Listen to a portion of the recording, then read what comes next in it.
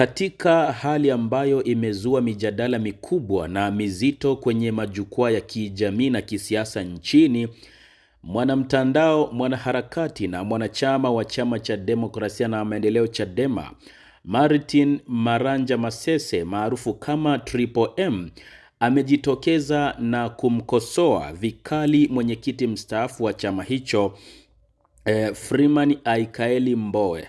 Ukosoaji huo unakuja muda mchache tu baada ya Mbowe kutoa kauli ya kumwombea msamaha aliyekuwa mkuu wa wilaya ya Hai Lengai Ole Sabaya mbele ya wananchi wa Hai wakati wa hafla ya mazishi siku ya tarehe 23 ya mwezi huu wa 4 mwaka huu wa 2026.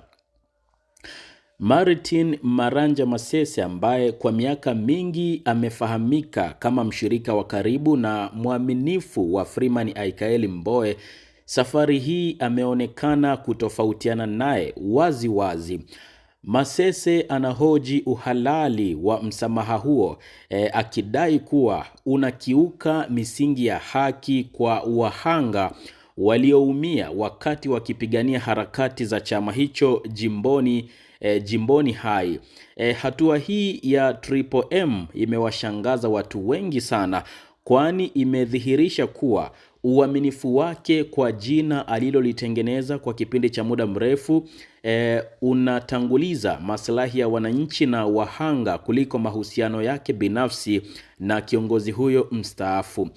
Muda huu tunakwenda kuchambua na kutazama hoja za pande zote mbili hatua kwa hatua katika msuguano huu wa kifikra juu ya msamaha na haki. Kiini cha mjadala huu kilianzia katika kijiji cha Uduru wilayani Hai, ambapo Freeman Aikaeli Mbowe, mwenyekiti mstaafu wa chama cha Chadema, akizungumza kwa unyenyekevu alimtaja Ole Lengai Sabaya kama mdogo wake na rafiki yake. Mbowe alisisitiza kuwa misiba inapaswa kuwa sehemu ya kuunganisha watu na kurejesha upendo. Katika nukuu yake, Freeman Mbowe alisema, na nukuu, "Nilipofika hapa nilimkuta Ole Lengai Sabaya akizungumza. Sabaya ni mdogo wangu na rafiki yangu. Kama mnavyojua, misiba hutufanya tuwe wamoja, tunyenyekee, na mara nyingine hujenga hata urafiki uliokuwa na mashaka. Kwa hiyo mdogo wangu Sabaya, jisikie amani. Mimi nimesha kuombea amani kwa watu wa Hai siku nyingi sana, na wale ambao wako hapa naomba tuendelee kumsamehe Sabaya." Kwa mtazamo wa Freeman Aikaeli Mbowe, mwenyekiti huyu mstaafu wa chama cha Chadema, hatua hii ni sehemu ya uongozi unaolenga kuponya taifa na kuhakikisha haki inatendeka bila vinyongo, ili kila mmoja awe na tabasamu usoni mwake.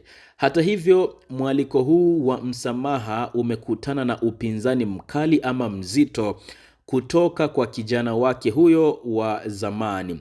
Martin Maranja Masese amejitokeza na kueleza kusikitishwa kwake na kitendo hicho cha Mbowe.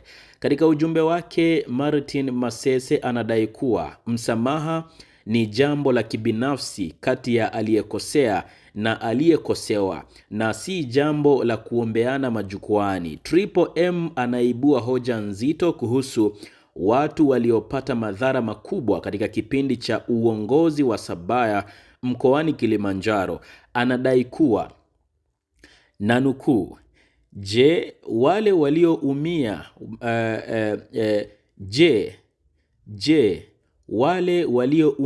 maumivu ya aina tofauti tofauti wakati wakimtetea mzee Mbowe akiwa mbunge wa Hai wamepewa faraja au kuombwa msamaha?" Hii inajenga picha kuwa mzee Mbowe ameweka maslahi yake binafsi mbele na kusahau gharama kubwa waliolipa wafuasi wake.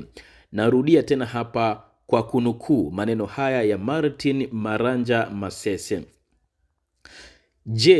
Wale walioumia maumivu ya aina tofauti tofauti wakati wakimtetea mzee Mbowe akiwa mbunge wa Hai wamepewa faraja au kuombwa msamaha. Hii inajenga picha kuwa mzee Mbowe ameweka maslahi yake binafsi mbele na kusahau gharama kubwa waliolipa wafuasi wake. Triple M anasisitiza kuwa Sabaya anatakiwa kuomba msamaha mwenyewe kwa sauti yake badala ya kuombewa na Freeman Mbowe, ambaye Martin Maranja Masese anadai sasa anatumia mateso ya wafuasi kama mtaji wa kisiasa. Katika kile kinachoonekana kama ufafanuzi wa kina, Triple M anataja matukio anayodai yaliacha makovu ya kudumu kwa wananchi wa Hai. Anamtaja Simon Mnyampanda aliyekuwa mwenyekiti wa Chadema katika wilaya ya Hai, ambaye Triple M anadai alipata mateso ya kinyama, ikiwemo madai ya kupigwa misumari miguuni na kuteswa kwa umeme. Triple M anasisitiza kuwa watu hawa si takwimu tu, bali ni binadamu ambao damu na machozi yao bado vinadai haki. Triple M anadai kuwa, na nukuu tena, msamaha bila toba ni baraka kwa maamuzi mabaya wakati ujao. Haki kwanza, msamaha baadaye. Sabaya anapaswa kuomba msamaha kwa waathirika, si kuombewa. Vinginevyo, hii ni michezo ya kumtengenezea mazingira ya kupata uteuzi. Sehemu inayomalizia ufafanuzi wa Martin Maranja Masese ni pale anapohusisha tukio hili na familia yake. Sehemu inayomalizia ufafanuzi wa Martin Maranja Masese ni pale anapohusisha tukio hili na familia yake. Masese anafichua kuwa alikuwa na imani kubwa kwa Freeman Aikaeli Mbowe kiasi cha kumpa mwanawe wa tatu jina la Freeman. Lakini sasa anadai kuhisi usaliti mkubwa kufuatia kitendo cha Mbowe kumsamehe mtu ambaye Martin Maranja Masese anamhusisha na mateso ya wafuasi. Anasema ameamua kusema ukweli ili kulinda hadhi ya mwanawe, akidai kuwa siku mwanawe akimuuliza atamwambia kuwa alitetea maana halisi ya Freeman, yaani mtu huru, wakati jina hilo lilipotaka kuchafuliwa na kile anachokiita siasa za kimaslahi. Hapa tunaona Martin Maranja Masese akichagua njia ya kusimama na wananchi badala ya kubaki katika kivuli cha kiongozi wake wa zamani. Mzozo huu wa kifikra kati ya Freeman Aikaeli Mbowe na Martin Maranja Masese unatupatia picha ya hali ya kisiasa.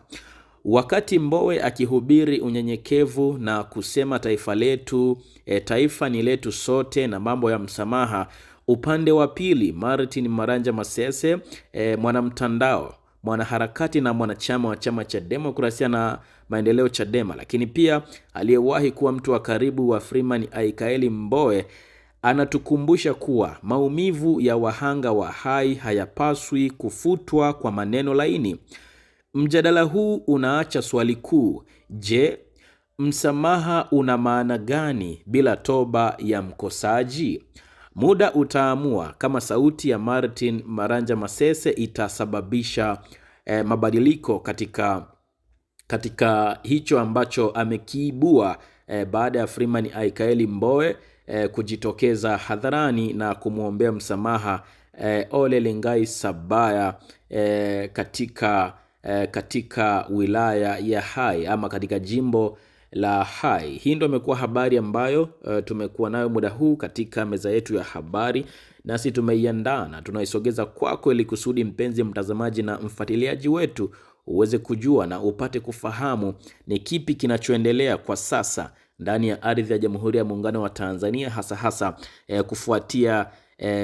kufuatia sakata ama kufuatia baada ya Freeman Aikaeli Mbowe kumwombea msamaha Ole Lengai Sabaya. Kuhusiana na habari hii, wewe ni upi mtazamo wako na ni yapi maoni yako? Share mtazamo wako na maoni yako nasi hapo chini kwenye upande wa comment.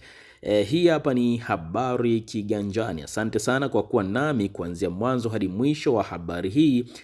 Tukutane tena katika habari nyingine, lakini pia nikusihi hakikisha unakaa karibu nasi kwa habari zaidi na unatufuata katika mitandao yetu ya kijamii ikiwemo Instagram, Facebook, Twitter, TikTok na mitandao mingine kwa jina moja tu la Habari Kiganjani.